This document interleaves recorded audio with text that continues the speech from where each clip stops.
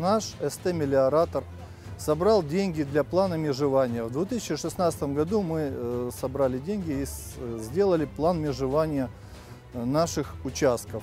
Он состоял из 2,68 гектара.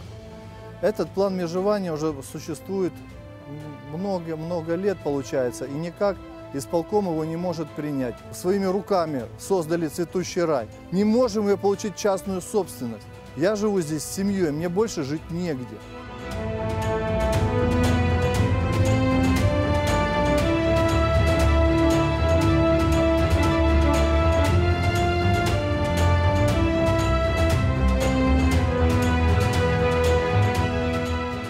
Мы получили эту землю в 2012 году, а мне просто жить негде будет.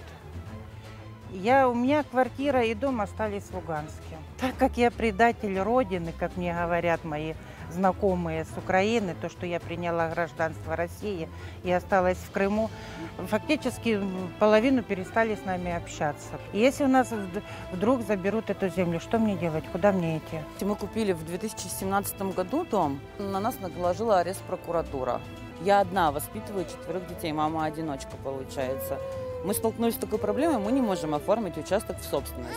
Из-за того, что мы не можем оформить участок в собственность, мы не можем детей в школу отдать, мы не можем прикрепиться к детской поликлинике. Законы России разрешают получить нам землю в собственность.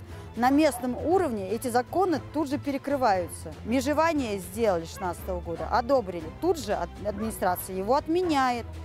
То есть каждый день могут менять законы на местном уровне, а тогда на что надеяться народу и верить во что?